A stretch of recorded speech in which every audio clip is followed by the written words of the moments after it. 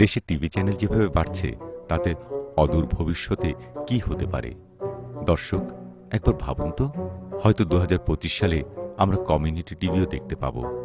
কেমন হবে সেই টিভির চেহারা? চলুন দেখে আসি সেরকম একটি কমিউনিটি টিভি, বরিশাল টিভির কার্যক্রম। এখন বাজার সদাই দিন দিন বাড়তেই আছে বাজারের জিনিসপত্রের দাম। সদাইপাতি কিন্না মানুষের মাথা দিয়ে ধুলা উড়ে যাইতে আছে। সয়াবিন তেলের দাম 3 টাকা বাড়ছে লিটারে। আসুক্কা পোলার চালের দাম কেজিতে 20 টাকা বাড়ছে। সিঙ্গুর মাছ, ভেটকি মাছের দাম কিছুটা কমলেও মুরহার দাম বাড়ছে কেজিতে 5 টাকা। আর এইয়া লইয়া সাধারণ মানুষের মধ্যে ক্ষোভ বিরাজ করতে আছে। বাজার ঘোরাঘুরি কইরা রিপোর্ট করছে মিজান সবুজ। শেরশার আমলে বলে টাহায় 8 মণ চাল পাওয়া যাইত, আর বরিশাল চক বাজারে মোটা চাউলের কেজি 40 টাকা। পোলার চাউলের দাম 7 করিয়া এক সপ্তাহের মধ্যে বাড়ছে কেজিতে 20 টাকা। সোয়াবিন তেলের দাম লিটারে আবারও 3 টাকা বাড়ছে। এখন তো শীত শেষ হয়ে গেছে, এই লিগে সবজির বাজার একটু চেতা। যে কদু 2 সপ্তাহ আগে 20 টাকায় মানুষে কিনছে, এখন হইয়া 40 টাকায় বিয়ায়। লাল হাক কদু হাগের দাম আগের না হানি আছে। আইসেন কমের তো টিভি এই দেখায় এই বাজারটা দেখছেন আপনারা, বুঝছেন?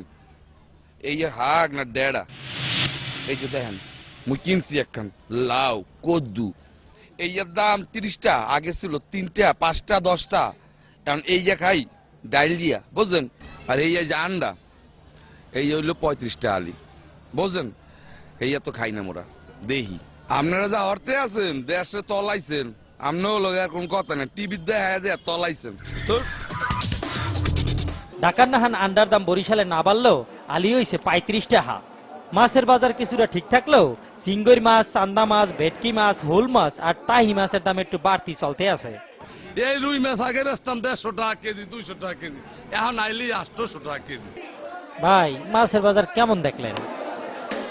আইছিলাম ইলিশ মাছ কিনবো বললাম, আর কিছু এই 40 মাছ বুঝছেন। গরুর গোস্তের দাম আগের লাহানি 280 টাকা, ছাগলের গোস্ত 320 টাকা, তবে মুরার দাম কেজিতে 5 টাকা বাড়ছে। ধান, নদী, খাল এই তিনে বরিশাল হইল, এখানে মাছের দাম আর চাউলের দাম কিনলে যে এত বাড়ে হ্যাঁ কইতে পারে না ক্রেতা বিক্রেতা কেউই। জিনিসপত্রের ঊর্ধ্বগতি, খাইতে হবে তাই এই কচুল্লতি।